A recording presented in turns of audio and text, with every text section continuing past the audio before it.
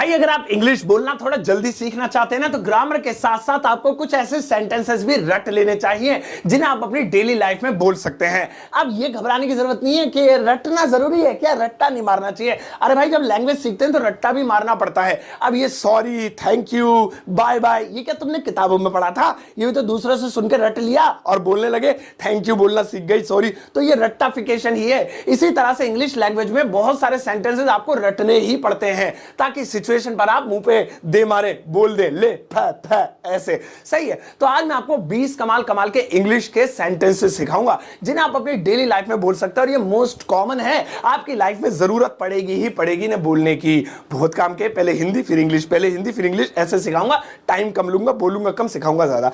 चलिए अब ये सारी चीजें सीखने के लिए इस वीडियो का अंत तक जरूर देखिएगा। आगे बढ़ने से पहले चैनल को सब्सक्राइब कर दीजिए ताकि रोज आने वाली वीडियोस की नोटिफिकेशन आपको बिल्कुल टाइम पर मिल जाए। गाइस वीडियो को शुरू करने से पहले एक छोटी सी जानकारी, और वो ये कि मैं अपने Spotify podcast learn English with Sartaj पर हर MWF यानी कि मंडे, वेंसडे और फ्राइडे को एक्सक्लूसिव सीरीज अपलोड करता हूं, जिससे सुनकर आप अंग्रेजी सीख सकते हैं। और मेरा ये पॉडकास्ट बिल्कुल फ्री है। पॉडकास्ट समझते हैं ना आप, एक ऑडियो प्लेटफॉर्म जहां पर आप मुझे सुनकर अंग्रेजी सीख सकते हैं। सो लिंक वीडियो के डिस्क्रिप्शन बॉक्स में है, जाइए क्लिक कीजिए, स्पॉटिफाई एप्लीकेशन डाउनलोड कीजिए, वहां पर सर्च कीजिए मेरा पॉडकास्ट लर्न इंग्लिश विद सरताज और उसे फॉलो कर लीजिए। और हां, वहां पर एक बेल आइकन भी होगा, उसे भी दबा दीजिए। तो चलिए शुरुआत करते हैं इस वीडियो की। और आज के दिन मैं आपको सिखाता हूं 20 कमाल कमाल के डेली लाइफ में यूज होने वाले सेंटेंसेस, एक एक करके। नोटबुक पेन बेटा अभी रख दे, नीचे रख दे, पहले वीडियो देख ले, बाद में नोट कर लियो दोबारा, मेरे दो व्यूज आ जाएंगे, मेरे फायदा है। पहले देखो पूरी। पहला वाला है ढक्कन लगा दो, ढक्कन लगा दो। अब ये वाला हम अपने घर में कितना बोलते हैं ना, मम्मी ढक्कन लगा दो इसका, ढक्कन, हाँ बेटा ढक्कन लगा दो इसका। अरे पापा कुकर खुला छोड़ दिया, मम्मी डांटेगी मारेगी, ढक्कन लगा दो। या फिर किसी भी कोई छोटी डिब्बी का, कोई ढक्कन का, कुकर का, किसी भी चीज का भाई साहब आपको ढक्कन लगाना है और आपको कहना ढक्कन लगा दो। इसे इंग्लिश में क्या बोलेंगे? इसे इंग्लिश में बोलेंगे put the laid back, put the laid back. बस इतना सा बोलना है, कितना मजा आ रहा है। ये तो रट्टा मान लिया, put the laid back boss. अब आप बच्चों से बोलिए बेटा पुट द लेड बैक। अब बच्चा कहेगा कहां कह रहा है भाई, उन्हें बताओ बेटा इसका मतलब है ढक्कन लगा दो। सही है, पुट द लेड बैक। आओ अब अगला वाला देखें। और भैया नेक्स्ट वाला है, उसके चक्कर में मत पड़ो। अरे बकवास आदमी है वो, उसके चक्कर में मत पड़ो। अब ऐसे लोग कहते हैं, खासतौर पर मम्मी पापा कहते हैं, बेटा उसके चक्कर में मत पड़, पढ़ लिख ले, कुछ कमा पमूले, हमारा बुढ़ापा सुधार दे। सो उसके चक्कर में मत पड़ो। इसे इंग्लिश में क्या कहेंगे? इसे इंग्लिश में कहेंगे don't rely on him, don't rely on him. ओ भाई साहब ये भी याद रखना, डोंट रिले ऑन हिम। ओ भाई इसके चक्कर में मत पड़ो। अरे भाई तुम चाहे बोलो मत इसे, लेकिन आपको पता तो होना चाहिए, कोई आपसे ही बोल they don't rely on him, आप कहेंगे रेलगाड़ी क्यों बोल रहा है? तो भैया रिले बोल रहा है, रेलगाड़ी ना बोल रहा वो, और इसका मतलब है उसके चक्कर में मत पड़ो। आओ अब अगला वाला देखे। और भैया नेक्स्ट वाला है मेरी हंसी छूट गई, मेरी हंसी छूट गई। ये भी आप बोलते हो भाई मेरी हंसी छूट गई, वहां पे मैं क्या करूं, बस मैं शर्म से पानी पानी कीचड़ कीचड़ हो गया। तो जो भी है, सो मेरी हंसी छूट गई। इसे इंग्लिश में बोलेंगे I couldn't stop laughing, I couldn't stop laughing. और यार भाई क्या बताओ, मेरी हंसी छूट गई यार, आई कुडंट स्टॉप लाफिंग। बस बड़ा वो गिरते ही वो जैसे गिरा, हम सब की हंसी छूट गई, वी कुडंट स्टॉप लाफिंग। सो इस तरह से आप इसका भी यूज करना। नेक्स्ट वाला देखें। और भैया नेक्स्ट वाला है बात को हंसी में मत ले जाओ, बात को हंसी में मत ले जाओ। अब यहां पे आप इसे ऐसे ही बोल सकते हैं, बात को हंसी में मत टालो। समझ गए? जो अभी बोला है ना उस पे, उस चीज को करो। तो बात को हंसी में मत टालो, हंसी में मत ले जाओ। इसे इंग्लिश में क्या बोलेंगे? इसे इंग्लिश में बोलेंगे don't laugh away the matter. बोल दिया मैंने, मुझे लगा मेरी इंग्लिश वीक है, बोल दिया। Don't laugh away the matter, don't laugh away, बात को हंसी में मत डालो, मैटर। अब मैटर का फिट करूं, पूरा बोल दिया। अरे ये so don't laugh away the matter, बोल देना इसे भी। नेक्स्ट वाला देखे। और भैया नेक्स्ट वाला है मैं ये काम कैसे करवा सकता हूं, मैं ये काम कैसे करवा सकता हूं। ये आप कई सिचुएशंस पर बोल सकते हैं। कोई आप पे इल्जाम लगा रहा है, तूने करवाया ना, नहीं मैं यह काम भाई कैसे करवा सकता हूं, मैंने नहीं करवाया। या फिर आप किसी से पूछ भी सकते हैं, भाई साहब ये खराब हो गया, मैं ये काम कैसे करवा सकता हूं, कैसे हो गई है।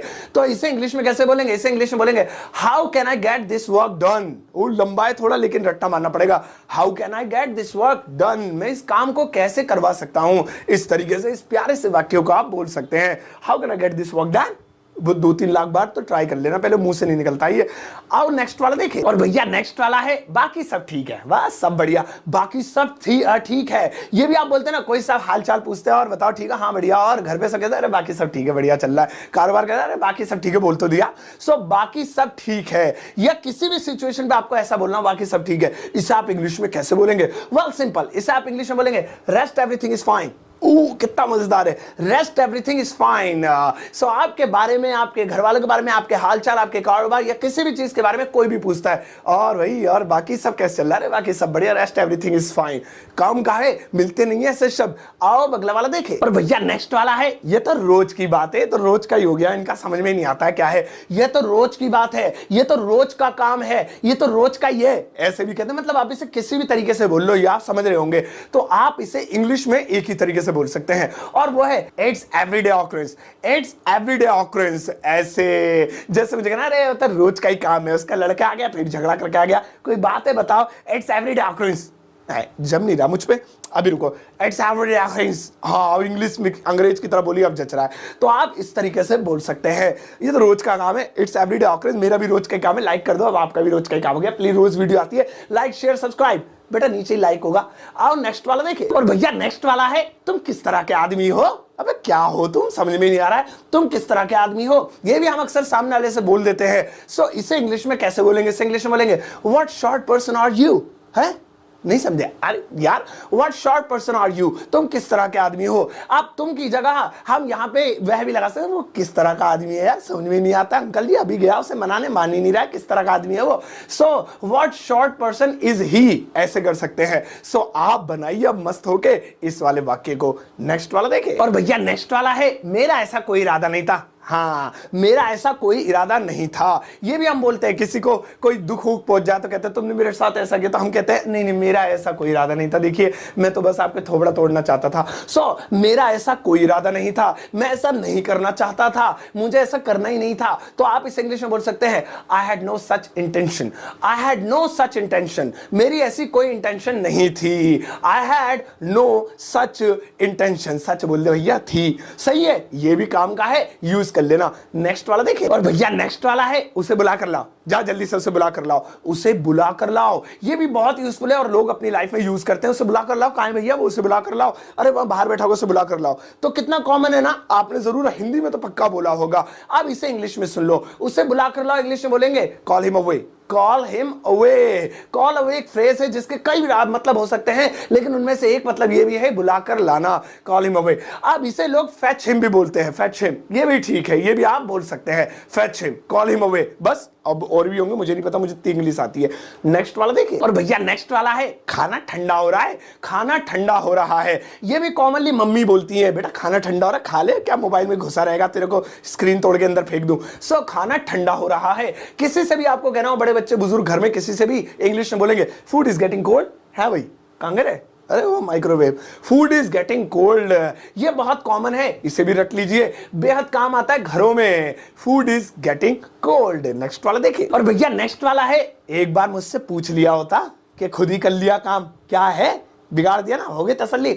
अरे करने से पहले एक बार मुझसे पूछ तो लिया होता, एक बार मुझसे पूछ लिया होता, मुझसे पूछ तो लिया होता, मुझसे पूछ लिया कर, ये कुछ भी आपको बोलना हो, ये बहुत ही बढ़िया और कॉमन सा फ्रेज है हिंदी का, जिसे हम डेली लाइफ में यूज करते हैं। इसे इंग्लिश में बोलेंगे you must have asked me once, या वंस को शुरू में कर सकते हैं, once you must have asked मी।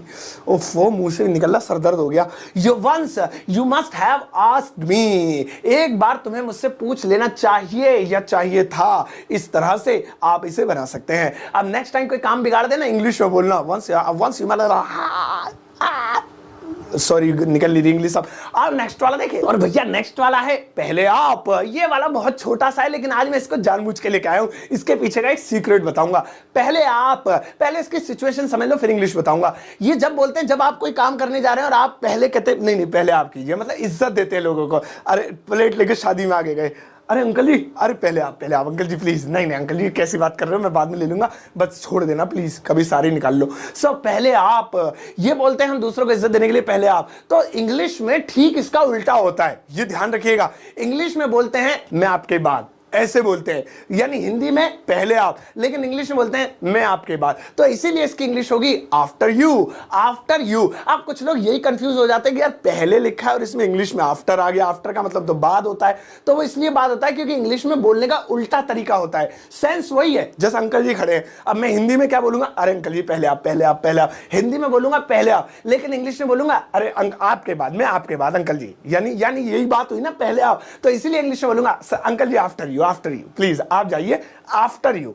आपके बाद, यानी कि पहले आप, याद रखना। आओ नेक्स्ट वाला देखिए। और भैया नेक्स्ट वाला है, ये क्या तरीका है, क्या हो रहा है, ये क्या तरीका है, इसे इंग्लिश में बोलेंगे what's this way, what's this way. गुस्से में कहते थे ना, ये क्या तरीका है भैया, कैसे बात कर रहा है, क्या हो रहा है, हाँ समझ में नहीं आ रहा है। व्हाट्स दिस वे बहुत ज्यादा यूजफुल है, लोग इसका यूज करते हैं, आप भी इसे याद रखिएगा। व्हाट्स दिस वे, ये क्या तरीका है, हाँ बुलाया और कोई दावत वावत कुछ खाना वाना नहीं, बस चाय रख दी, ये क्या तरीका है, व्हाट्स दिस वे। गुस्सा हो फूफाओं के लिए तो बहुत काम का है, रिश्तेदारी में बोलने में काम आएगा, ये क्या तरीका है, मैं बुला के हमारी इज्जत खराब कर दी, व्हाट्स दिस वे। आओ नेक्स्ट वाला देखे। और भैया नेक्स्ट वाला है, मैं सबसे पहले आऊंगा, हाँ मैं सबसे पहले आऊंगा।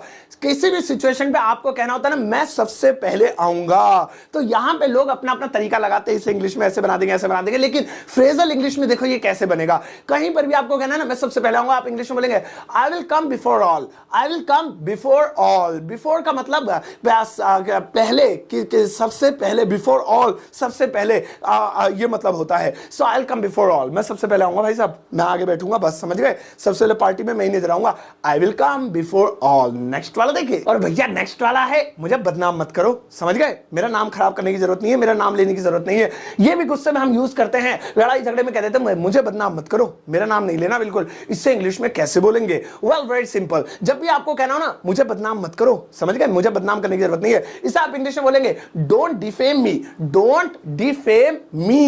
ये भी याद रखना, बहुत काम आता है ये, डोंट डिफेम मी। अब आपका कोई नाम खराब कर रहा हो, कोई चुगली कर रहा हो, कोई आपको लेकर झूठी अफवाहें फैला रहा हो, उसके सामने जाओ और ऐसे खड़े हो जाओ, डोंट डिफेम मी, समझ गया। आओ अब नेक्स्ट वाला देखें। और भैया नेक्स्ट वाला है उठकर बैठो, उठकर बैठो। देखो खड़े हो जाओ, लेट जाओ, इसकी इंग्लिश तो सबको पता होती है, लेकिन मैंने बहुत सारे लोगों से अच्छा बता, उठकर बैठो को इंग्लिश में क्या कहेंगे भाई, कंफ्यूज्ड, उड़ गए तोते। लेकिन रुको, अब मैं आपको बताता हूं, जब कोई लेटा हुआ है या कहीं पे भी किसी लेटने वाली सिचुएशन में और आपको कहना उठकर बैठो, उठकर बैठो, बैठो उठकर, तो आप इंग्लिश में पता क्या बोलेंगे, सिट अप, सिट अप। और उठकर खड़े हो जाओ, स्टैंड अप, ये तो सबको पता होता है, सिट अप, उठकर खड़े हो जाओ बेटा, ओ सॉरी उठकर बैठो, उठकर बैठो, उठकर बैठो, चलो शाम का टाइम हो रहा है, आप जाग जाओ, उठकर बैठो, या बच्चों को उठकर बैठ जाओ बेटा, सुबह हो गई स्कूल जाना, उठकर बैठो, सिट अप, याद रखना।